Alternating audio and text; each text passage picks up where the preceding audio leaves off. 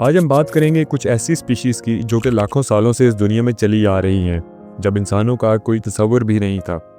इनमें से कुछ तो ऐसी हैं जो कि डायनासोर के टाइम से हैं, पर अब उनकी तादाद इतनी कम रह गई है कि कुछ सालों बाद शायद हमें उनकी तस्वीरें और कहानियाँ सिर्फ किताबों में मिलें। आखिर क्या वजह है कि इन स्पीशीज़ की तादाद इतनी कम रह गई है, और क्या अनजाने में इनको खुद मारकर ख़त्म किया जा रहा है? और लास्ट वाला एनिमल तो सबसे ज़्यादा अजीब है। अगर उसकी खूबी बाकियों में होती तो शायद आज उनकी तादाद इतनी कम ना होती। ये स्पीशीज़ कौन सी हैं, आइए जानते हैं इस वीडियो में। हमारे इस चैनल पे इसी तरह का इन्फॉर्मेटिव, हिस्टोरिक और इंटरेस्टिंग फैक्ट्स वाला कंटेंट बनाया जाता है। अगर आप भी इसी तरह के कंटेंट में इंटरेस्ट रखते हैं तो हमारे इस वीडियो को लाइक कर लें और चैनल को सब्सक्राइब कर लें, ताकि आपको टाइम टू टाइम हमारी वीडियोज़ मिलती रहें। आइए चलते हैं अपने टॉपिक की तरफ। वकीता को 1958 में डिस्कवर किया गया। ये एक फ़िश है और इसका ताल्लुक पोहपॉज फैमिली से है। ये लाखों सालों से इस दुनिया में बस रही है और डॉल्फिन की तरह की दरियाई मैमल है, मगर अब इनकी तादाद 10 से भी कम रह चुकी है, जो कि ख़तरनाक हद तक गिर चुकी है। ये मेक्सिको के गल्फ़ ऑफ कैलिफोर्निया में पाई जाती है।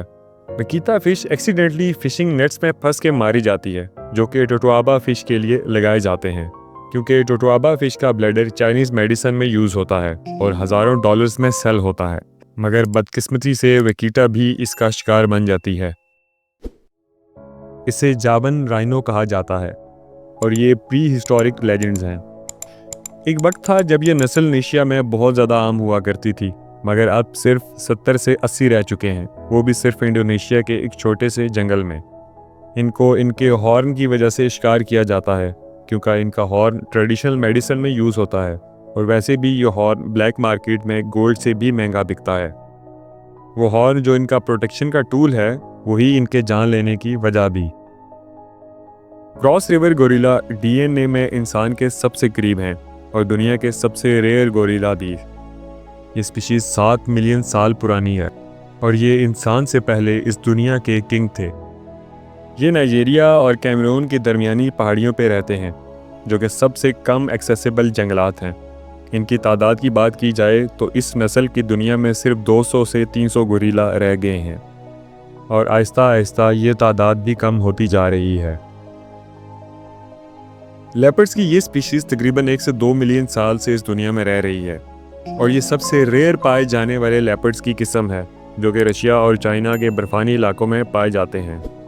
मगर अफसोस की बात यह है कि अब इनकी तादाद तकरीबन 100 के करीब रह गई है। इनकी फ़र बहुत खूबसूरत होती है और इस फ़र को सेल करने के लिए इन्हें इल्लीगली हंट किया जाता है। इसी इल्लीगल हंटिंग की वजह से आज इनका वजूद दुनिया से तकरीबन ख़त्म कर दिया गया है। अब बात करते हैं अपने आखिरी और सबसे ज़्यादा अजीब एनिमल की, एक्सोलॉटल। ये हमेशा यंग रहने वाला पानी का जानवर है। इसके अंदर एक ऐसी खूबी है कि अगर वो बाकी स्पीशीज़ में होती तो शायद आज उनकी तादाद इतनी कम ना रहती। इसे पानी का एलियन भी कहा जाता है। इसकी तादाद भी बहुत कम है, शायद हज़ारों में, और इसके कम होने की वजह यह है कि ये दुनिया के सिर्फ एक ही जगह पे पाई जाती है, और वो भी मेक्सिको की एक छोटी सी लेक में। इसकी जिस खूबी की बात मैं कर रहा था वो ये कि ये अपने जिस्म का हर ऑर्गन रीजनरेट कर सकती है। वो चाहे हाथ हों, पाँव, स्पाइनल कॉर्ड, हत्ता कि अपने दिल को भी वापस रीजनरेट कर सकती है। इसीलिए इसे एलियन भी कहा जाता है।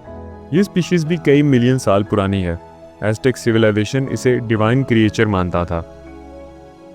ये सारी स्पीशीज़ करोड़ों सालों से इस दुनिया में ज़िंदा थी, मगर इंसान के इस दुनिया पे कुछ ही सालों में इन्हें इतना कम कर दिया कि तकरीबन ख़त्म हो चुकी हैं। हमें चाहिए कि इसके बारे में अवेयरनेस फैलाएं और किसी भी जानदार को बेवजह कत्ल ना करें, क्योंकि ये भी किसी जुर्म से कम नहीं। वीडियो पसंद आए तो लाइक ज़रूर करिएगा और मज़ीद ऐसी वीडियोज़ के लिए चैनल को सब्सक्राइब कर लें। मिलते हैं अगली वीडियो में।